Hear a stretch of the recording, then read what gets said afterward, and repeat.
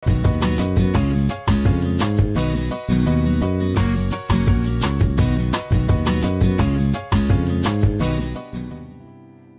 saudaraku, kembali lagi berjumpa di Life Study, sebuah program yang berhenti belajar, berhenti bertumbuh. Mari kita bersatu dalam doa. Kami buka hati kami ya Tuhan. Mari Roh Kudus membimbing kami untuk mengajar kami semua. Dalam nama Tuhan Yesus kami berdoa, amin. Pada kesempatan ini kita akan meneruskan pelajaran kita minggu lalu. Sekarang kita masuk pada Kisah Rasul pasal 7 ayat 17 sampai dengan ayat yang ke-29. Mari kita mulai ayat yang ke-17. Tetapi makin dekat genapnya janji yang diberikan Allah kepada Abraham, makin bertambah banyaklah bangsa itu di Mesir. Saudara, gini, peningkatan jumlah bangsa Israel itu sangat menakjubkan. Kalau di pelajaran minggu lalu di ayat sebelumnya, saudara bisa melihat bahwa Yakub beserta anak-anaknya itu pindah ke Mesir 75 orang. Nah, jadi jarak dari janji Tuhan ya kepada Abraham ketika dia memperoleh Ishak ya, sampai Yakub membawa anak-anaknya, jarak dari janji Tuhan dari Abraham sampai Yakub bawa anak-anaknya pindah ke Mesir, dari nggak punya anak sampai 75, itu 215 tahun ya, sampai dia pindah ke Mesir, kira-kira 215 tahun. Lalu mereka diperbudak di Mesir selama kurang lebih 400 tahun ya. Dari sebuah keluarga yang hanya berjumlah 70-an orang itu, ketika mereka ada di Mesir ya 400 tahun, mereka telah berkembang menjadi setidaknya 600.000 orang laki-laki yang sanggup berperang. Saudara, bandingkan dengan janji Tuhan kepada Abraham. Kalau minggu lalu saya katakan, kadangkala janji Tuhan, pertolongan Tuhan tidak secepat yang kita harapkan. Janji Tuhan, pertolongan Tuhan datang tidak sesuai dengan cara yang kita inginkan. Kita maunya Tuhan tolong sekarang juga, tapi kok nggak kunjung datang. Tapi kadang-kadang juga janji Tuhan, pertolongan Tuhan bisa datang jauh lebih cepat dari yang kita bayangkan. Ya, saya ulang lagi, kadangkala janji Tuhan tidak datang secepat yang kita bayangkan. Kita maunya sekarang juga, tapi nggak datang. Belum datang. Kadangkala kita belum harapan, cepet banget. Baru juga ngomong, baru juga mikir, Tuhan udah kasih. Nah, artinya apa saudara? Yang pertama, Tuhan tidak bisa kita atur. Bukan Tuhan nurutin maunya kita, kita yang nurutin maunya Tuhan. Seringkali kita tanpa sadar kita itu merasa kita lebih piawai dari Tuhan. Ya. Kadangkala tanpa kita sadar seringkali kita tuh mungkin merasa kita lebih cakap mengatur sampai Tuhan juga mau kita atur. Nah, ini masalahnya saudara. Ya. Kita tidak bisa mengatur Tuhan seperti itu. Biarlah Tuhan yang mengatur kita, saudara. Amin, saudaraku. Biarlah Tuhan yang mengatur kita, bukan kita yang diatur atau kita yang mengatur Tuhan. Tuhan tidak bisa kita kotakan, harus begini, harus begitu, nggak bisa. Biarlah lewat kebijaksanaannya, lewat kedaulatannya, kita yang berserah sama Tuhan. Ya. Semua ini terjadi di Mesir atas jasa Yusuf yang menempatkan mereka di Goshen. Nah, saudara, kalau saudara baca kitab Kejadian, saya mau cerita begini. Kenapa bangsa Israel bisa terpreserve sampai bangsa yang besar gini? Kalau saya review sedikit cerita di kitab Kejadian. Ketika Yusuf memperkenalkan saudara-saudaranya kepada Firaun. Ya, Firaun saat itu kan hopeng banget sama Yusuf, percaya banget sama Yusuf. Lalu Firaun tanya, oke, kaum keluargamu yang 70-an orang ini mau ditempatkan di mana? Nah, lalu Yusuf rupanya sudah menyediakan satu tempat. Jadi di wilayah Mesir ada satu tempat yang lebih terisolir, yang dibatasi oleh sungai, itulah tempat yang Yusuf minta kepada Firaun, udah, kaum keluargaku tinggal di sini, namanya Goshen. Di sini ada pelajaran menarik. Di Goshenlah Tuhan memisahkan mereka, dan Yusuf ini orang yang tahu persis, dia sangat bijaksana, dia betul-betul mengetahui rencana Tuhan. Ketika dia di Mesir, dia kan tahu orang-orang Mesir ini menyembah berhala. Tapi dia tahu, papaku, kakekku, berarti Ishak, kakek buyutku, Abraham, ini bangsa yang menyembah Tuhan. Bukan bangsa yang menyembah berhala. Maka kita harus dipisahkan. Makanya dia minta satu tanah yang terisolir, yang dipisahkan sendiri. Bagaimana Yusuf ini bisa melihat rencana Tuhan? Dia tidak mau kaum keluarganya kalau ditinggalin, digabungin sama orang-orang Mesir ini, saudara ya. Ini pasti rusak, saudara. Jadi nyampur sama penyembahan berhala. Sedangkan mereka menyembah Allah yang hidup, yang kemudian dikenal sebagai Yahweh, Elohim. Mereka menyembah Allah yang hidup, bukan menyembah berhala. Nah, Yusuf udah set up itu, udah pisahin aja. Makanya dia minta tempat khusus Goshen. Nah, jadi bangsa Israel bisa tetap ya menjadi satu bangsa walaupun mereka sebagai budak, bisa berkembang begitu cepat. Di situ ada tangan Tuhan, dan Tuhan memakai kebijaksanaan Yusuf, hikmat Yusuf untuk melakukannya juga. Ayat 18-19, sampai bangkit seorang raja lain, memerintah tanah Mesir, seorang yang tidak mengenal Yusuf.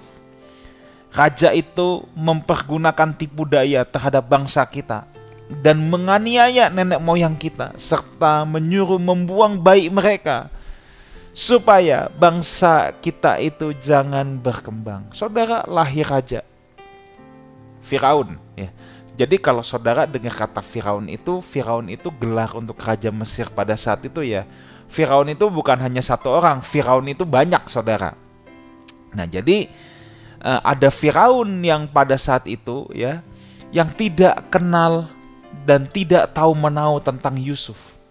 Yusuf itu sangat berjasa, sangat terhormat. Maka kaum keluarganya pun juga semua menyegani, siapa yang berani sama Yusuf. Ya.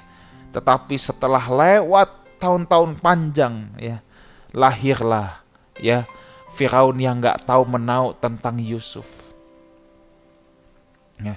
Dan mereka melihat, wah, jumlah orang Israel kok jadi banyak banget. Mereka mulai menjadi khawatir. Ya, mereka khawatir. 3 hal yang Stefanus soroti di sini. Yang pertama, bahwa tidak ada rasa terima kasih apapun dalam diri orang-orang Mesir. Ya. Orang Israel ditindas oleh raja yang tidak kenal Yusuf. Tidak ada rasa terima kasih apapun. Ya. Malah ditindas. Saudara, kita harus menjadi orang yang tahu berterima kasih. Khususnya kepada orang-orang yang berjasa dalam hidup kita, yang olehnya mereka dipakai Tuhan untuk menolong hidup kita. Kita harus berterima kasih sama mereka.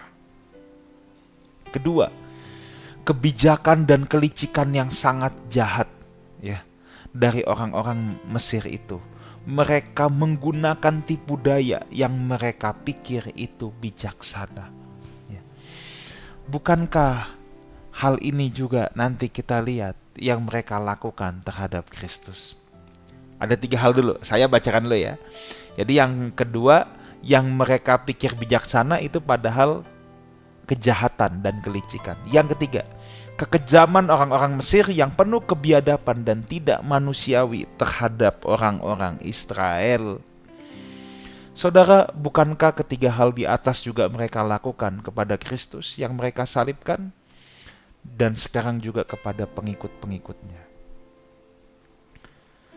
Yang pertama, mereka tidak ada rasa terima kasih. Yesus sudah begitu banyak menyembuhkan orang, menolong banyak rakyat. Mereka nggak ada terima kasih, saudara.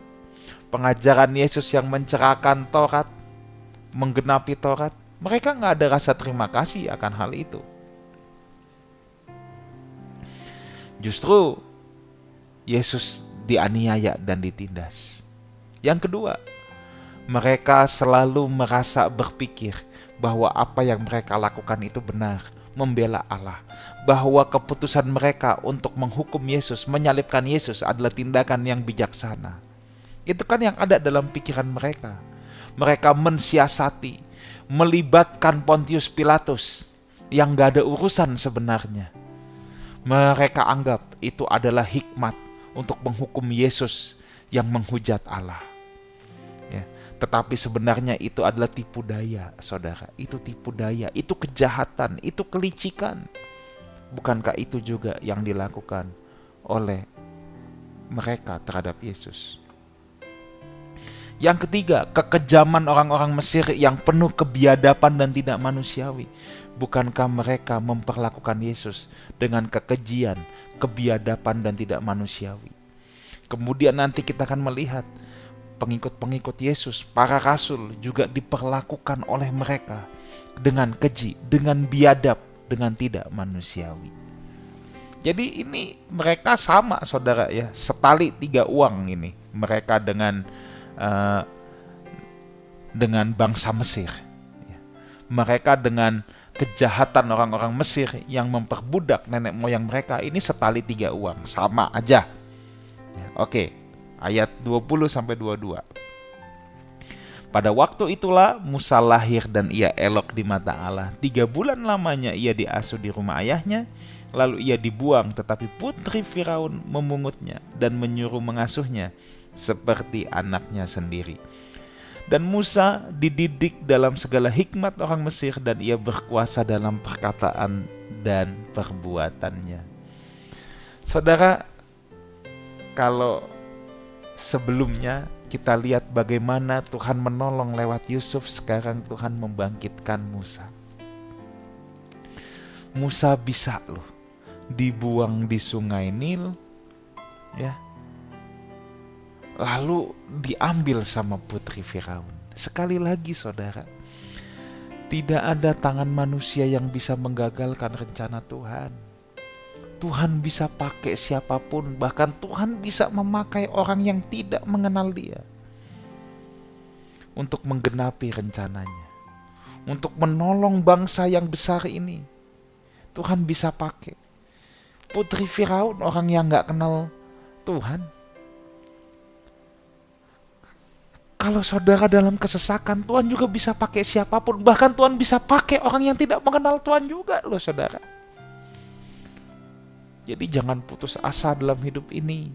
Percayalah, Tuhan take control atas semua kendali kita, atas semua kendali hidup kita. Nah saudaraku, di sini Stefanus mulai menceritakan tentang Musa, ya.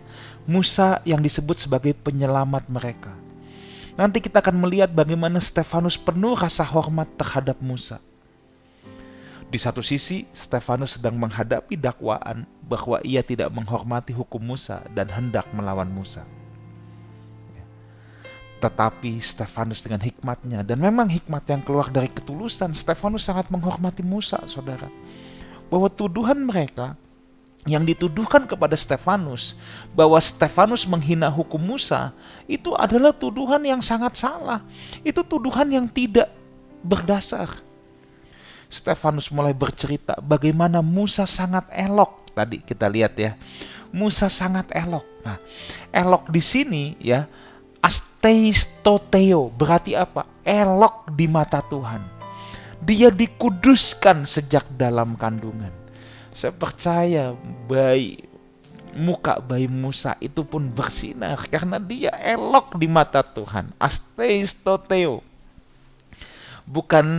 Bukan bayi lucu doang saudara ini, tapi dia elok di mata Tuhan. Itu sebabnya Tuhan memelihara Musa menggunakan putri Firaun. Nah, ini sedikit penafsiran saudara ya. Saudara, sungai Nil itu terkenal banyak buayanya. Buaya-buaya di sungai Nil itu terkenal ganas. Kok bayi Musa bisa gak dimakan sama buaya? Ya, terus bisa hanyut ya. Saya percaya Tuhan juga memakai aliran air sampai hanyutnya ke tempat putri Firaun biasa mandi. Nah, kemungkinan besar keranjang yang dipakai itu berasal dari daun papirus. Daun papirus itu daun yang sangat istimewa, itulah yang digunakan untuk menulis juga di zaman dulu. Sebab tahan lama, tahan air. Bahkan bau dari daun papirus ini tidak disukai oleh buaya. Makanya buaya nggak mau memakan atau nggak mau mendekat ke yang ada bau daun papirus ini ya. Nah, itu cerita aja saudara ya. Jadi keranjang Musa, tempat bayi Musa diletakkan itu kemungkinan terbuat dari papirus. Nah, Musa seorang terpelajar ya. Ada rencana Tuhan juga kenapa dia ditempatkan di istana Firaun, supaya dia mendapatkan banyak pelajaran. Ia menjadi seorang yang terpelajar. Itu sebabnya ia bisa menulis Taurat. Kalau dalam pertemuan yang lalu saya menceritakan bagaimana Stefanus bisa menceritakan kitab suci, dia sudah belajar kitab suci. Roh Tuhan tertib, prinsip yang sama juga. Kenapa Musa yang dipilih untuk menulis Taurat? Musa yang terpelajar, dia yang bisa, saudara. Tidak mungkin orang yang buta huruf, yang tidak terpelajar, tidak punya intelektual, Tuhan suruh tulis. Enggak mungkin, saudara. Kalau kita lihat perjanjian baru, kenapa Paulus paling banyak menulis? Karena Paulus paling memiliki tingkat intelektual yang tinggi juga. Di sini kita bisa melihat tertibnya Tuhan. Tugas kita adalah kita menyediakan diri kita supaya Tuhan bisa pakai hidup kita seluas-luasnya, saudara. Ingat, jangan berpikir mistik dan klinik. Nggak mau belajar tapi mau tiba-tiba tahu. Nggak mau merenung tapi tiba-tiba mau banyak hikmat. Itu nggak bisa, saudara. Nggak ada yang klinik, nggak ada yang mistik, saudara ya. Musa terpelajar hebat. Dia menulis Taurat. Tuhan memakai orang yang siap dan mau. Tugas kita mempersiapkan diri kita, membuka diri kita lebar-lebar, berkata, Tuhan, aku mau Engkau pakai. Persiapkan dirimu. Kalau kita tidak mempersiapkan diri kita, bagaimana Tuhan memakai kita? Ya, Tuhan akan memilih orang yang siap. Bagian terakhir dalam pembahasan ini ayat 23 sampai 29. Saya akan bacakan 23 sampai 29. Pada waktu ia berumur 40 tahun, timbullah keinginan dalam hatinya untuk mengunjungi saudara-saudaranya, yaitu orang-orang Israel. Ketika itu ia melihat seorang dianiaya oleh seorang Mesir. Lalu ia menolong dan membela orang Mesir, orang itu dengan membunuh orang Mesir itu. Pada sangkanya saudara-saudaranya akan mengerti bahwa Allah memakai dia untuk menyelamatkan mereka, tetapi mereka tidak mengerti. Pada keesokan harinya muncul pula ketika dua orang Israel sedang berkelahi, lalu ia berusaha mendamaikan mereka. Katanya, saudara-saudara, bukankah kamu ini bersaudara? Kenapa kamu saling menganiaya? Tetapi orang yang berbuat salah kepada temannya itu menolak Musa dan berkata, siapakah yang mengangkat engkau menjadi pemimpin dan hakim atas kami? Apakah engkau bermaksud membunuh aku sama seperti kemarin engkau membunuh orang Mesir itu? Mendengar perkataan itu, larilah Musa dan hidup sebagai pendatang di tanah Midian. Di situ ia memperanakan 2 orang anak laki-laki. Saudara, kita bisa lihat dulu di sini ayat 23, timbul keinginan dalam hatinya mengunjungi saudara-saudaranya orang Israel. Musa orang yang tidak lupa sama saudara-saudaranya. Sekalipun dia hidup di istana Firaun, dia hidup dengan kemegahan, dia tidak ingat, dia tidak lupa akan saudara-saudaranya yang tertindas. Ada banyak orang kalau udah Tuhan angkat tinggi, jadi besar, jadi populer, jadi kaya, dia lupa sama orang kecil. Saudara, tidak boleh seperti itu ya. Belajar dari Musa, dia tetap ingat saudara-saudaranya. Saudara, kalau Tuhan mengizinkan engkau punya berkat materi banyak, Tuhan mengizinkan engkau punya banyak fasilitas, saudaraku, jangan lupa kepada saudara-saudara seimanmu. Belajar dari Musa ya. Bahkan saudara lihat Musa ya. Musa ini berusaha menyelamatkan bangsanya, tapi ditolak. ditolak dengan penuh penghinaan oleh bangsanya sendiri yang gak mau didekati. Ketika dia datang, ya, sangkanya saudara-saudaranya akan mengerti, kan, lihat di ayat 25, bahwa Allah memakai dia untuk menyelamatkan mereka, tetapi mereka tidak mengerti. Yesus datang dalam kemanusiaannya. Allah memakai dia sebagai satu-satunya jalan keselamatan. Tapi orang Israel kagak ngerti. Makanya di Injil Yohanes pasal yang pertama dikatakan, ia datang kepada milik kepunyaannya, tetapi milik kepunyaannya tidak mengenalnya. Ini sama. Musa datang sebagai penyelamat tapi ditolak. Mereka tidak ngerti. Bahkan lihat ayat 27, ya. Siapakah yang mengangkat engkau menjadi pemimpin dan hakim atas kami? Persis kan apa yang mereka lakukan sama Yesus. Roh kesombongan ada dalam diri nenek moyang mereka. Roh kesombongan yang sama juga ada pada diri mereka. Yesus mengajar, siapa dia, kenapa mau mengajar begini? Nah ini ya. Jadi roh kesombongan yang memang dari dulu ada atas pada nenek moyang mereka sekarang merasuki para imam ahli Taurat. Ya. Harusnya mereka bersyukur atas kehadiran Yesus Sang Mesias, tapi yang ada mereka menolak.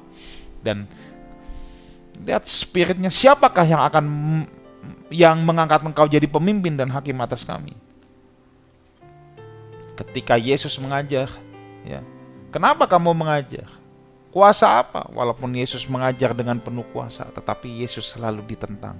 Mereka tidak suka dengan pengajaran Yesus. Mereka menganggap Yesus mengangkat dirinya sendiri untuk menjadi populer, pusat perhatian, padahal tidak. Ya, Allah yang meninggikan Yesus. Ayat 28. Apakah engkau bermaksud membunuh aku juga? Nah ini kan malah salah sangka. Malah salah sangka, saudara. Mereka juga salah sangka sama Yesus. Yesus dibilang menghujat Allah, menghujat hukum Musa, dan lain sebagainya. Makanya di Matius 5 ayat 17-18, Yesus kan memulai gini, jangan kamu menyangka aku datang untuk meniadakan Taurat, aku datang untuk menggenapinya. Jangan kamu menyangka. Dengan kata lain apa? Jangan kamu berpikir. Mereka salah paham, saudara. Jangan kamu menyangka. Itu kan berarti Tuhan sedang ingin mengantisipasi kesalahpahaman mereka atas ajaran Yesus. Yesus datang bukan untuk meniadakan Taurat.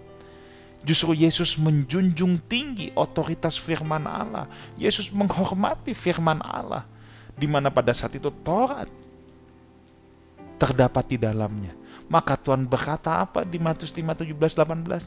Selama bumi ini masih ada, satu iota pun, bagian terkecil dalam hukum Taurat pun, semua pasti akan digenapi. Dan Yesus yang menggenapinya. Kalau nenek moyang mereka salah paham terhadap Musa, Musa yang mau menolong malah ditolak, mereka salah paham. Sekarang sama Yesus, sama para rasul, sama murid-muridnya, mereka juga salah paham. Stefanus dalam hal ini memberikan peringatan kepada mereka supaya mereka jangan sampai dihukum oleh Tuhan seperti nenek moyangnya dihukum. Saudara bisa lihat bagaimana Stefanus dengan hikmat Tuhan, ya. Dengan hikmat yang luar biasa, Stefanus bisa menjelaskan kitab suci sambil menunjukkan bahwa kedegilan, kesombongan dari nenek moyang mereka sama persis dilakukan oleh mereka pada saat ini, oleh para imam, ahli Taurat, orang Farisi yang baik menganiaya Yesus maupun menganiaya para rasul. Stefanus punya hikmat yang luar biasa. Sekali lagi, persiapkan diri saudara supaya saudara juga dipakai oleh Tuhan. Stefanus mempersiapkan dirinya, makanya ketika dia diperhadapkan di mahkamah agama sekalipun, ada begitu banyak hikmat kitab suci yang mengalir. Tuhan Yesus memberkati kita semua. Amin. Mari kita berdoa. Materaikan Tuhan dalam hati setiap anak-anak-Mu firman kebenaran ini. Dalam nama Tuhan Yesus kami berdoa, amin. Sampai jumpa di ibadah raya Lifehouse Community Wang Plaza lantai 2. Saya rindu bertemu saudara jam 10 pagi. Dan sampai jumpa di live study minggu depan, sebab orang yang berhenti belajar berhenti bertumbuh. Amin.